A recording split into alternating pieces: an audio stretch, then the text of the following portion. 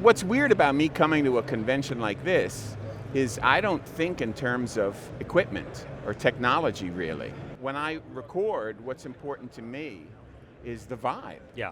It's people and place. The person has to be into what I do. It's the same thing with having a band, with people in my band.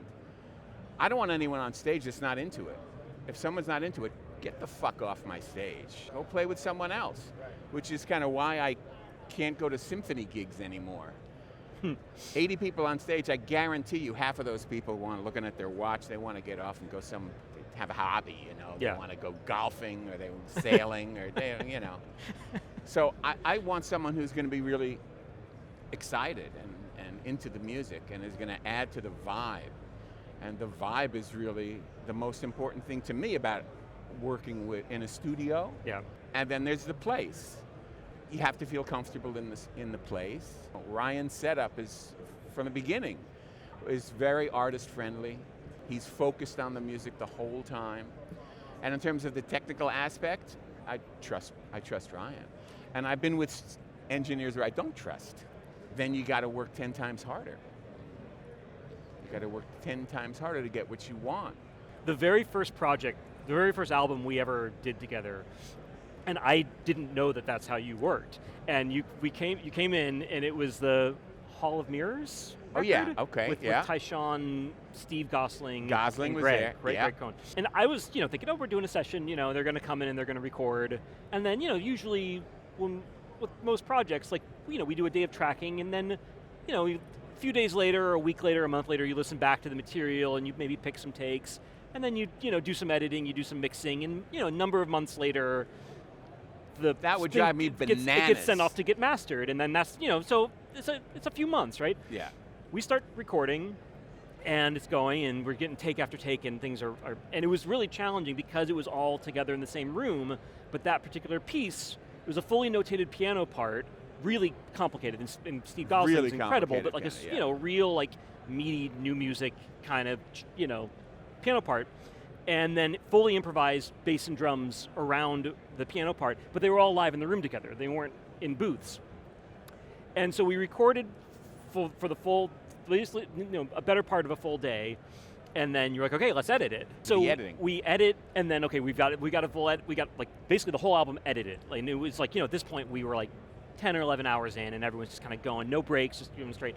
And then you said to me, okay, well, let's run down some mixes. And I assumed that we're just like printing roughs for you to take home and listen. Because we hadn't really talked about it, and I just didn't know I hadn't worked with you before. Right. So no, I'm a maniac. Yeah, so we print what I think are roughs. And we'd been listening for hours, so my ears were just gone. And I was just like listening super loud, monitor level for me and stuff. Print the mixes, and then we go off and get Pepe. So we go off for pizza afterwards, and that was like the big reward at the end of the day. And I think like 2 days later, you emailed me and was like, okay, send the mixers off to get mastered. Yeah. I was like, wait, what do you mean? Those are the finals. Mixes. Yeah, I was like, those were roughs. No, when I do a project, I do a project. I don't think I've ever told you this, but I work. Yeah, I don't think I ever told you this, but I was mortified because I was like, I have no idea what those sound like. Because I didn't think we were mixing around. I thought we were just printing roughs. Right. But that's the record. Yeah, and it came out great. And that was my introduction to it. And it's like ever since then, I'm like, okay, cool. That is, and and that way of working is incredibly thrilling. It's intense and it can be stressful, but it's also the feeling of walking out at the end of the day and being like, okay, it's done. How do I get so much done? Well, that's how I get so much done, is I choose to work. You go in and you do it. And I can only do it with a team that allows me to do it. I've got to pick the right people. Yeah. I'll listen to someone's work for maybe 10 years before I'll finally say, okay, I got something for you. Yeah. Let's do it. And once they're signed up with my crew, it's a lifetime hitch. They're in. Once they're in the crew, they're in the crew. I need people who are not just great musicians, but responsible, sweet people. And they believe in what I'm doing. That's number one. And working with me is not a job. Money is paid, but that's never the motivation. Yeah. When I call you for a project, you're in for a pretty cool ride. Yeah. Yeah. And I can see it in your eyes when we do it, and that enthusiasm is in the musician's eyes.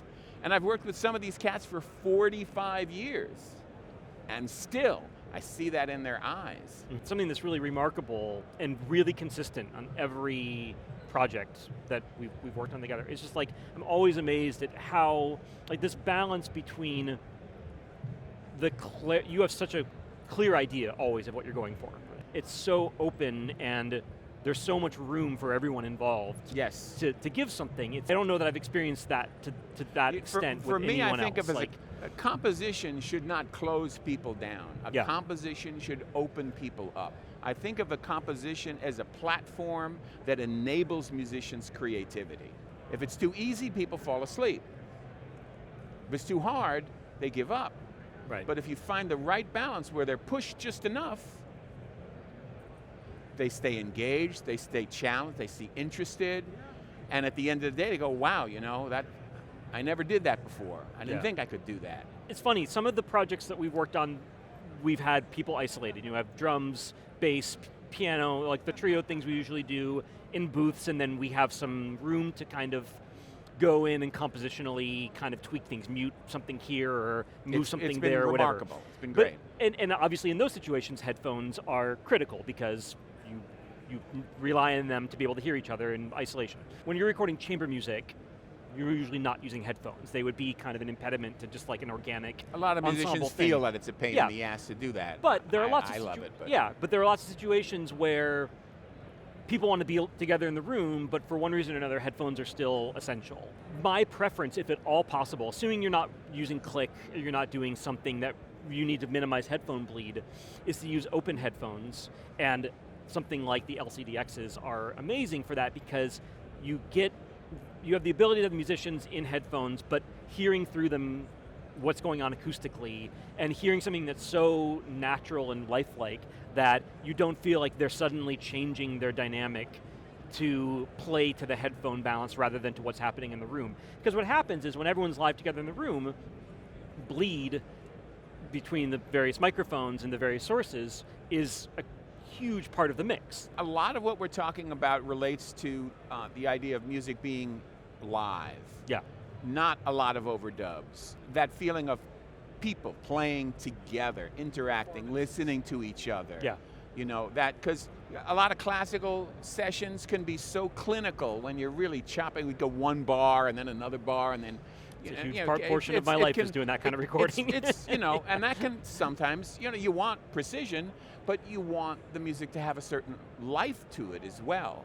And too much of that can pull a lot of the life out. So sometimes you want to just go in and do it. With New Masada, my approach to recording was very deliberate. I decided I wanted to go in old school, like 50s and 60s, and in a 3-hour session, I was going to make a record. Recorded, finished, mixed, everything. The first one we did, I did out at Laswell's studio. It was during the pandemic, right after the lockdown. Musicians were really hungry to play. And I said, okay, we're going to go to this place in Brooklyn and Jersey. It's a really large studio, so you'll be safe. And we're just going to go, and it won't take more than 3 hours. We did it in an hour. We did it in an hour. Everything was first takes. Boom. That was great, next one. And you just accept what happens when you're working with a certain level of musicians and you're working in something that's improvisational. Having those mistakes, having, not everything perfect is actually a plus. I used to listen to, Miles' quintet from the 60s, and the places where they get lost and they're almost in 2 different tempos or 3 different tempos, those are the best parts of the recording. Mm-hmm. So it's just, let's just accept what happens, go in and do it. That's what happened. Okay, the head wasn't perfect, but it did what it was. Let's do the next tune.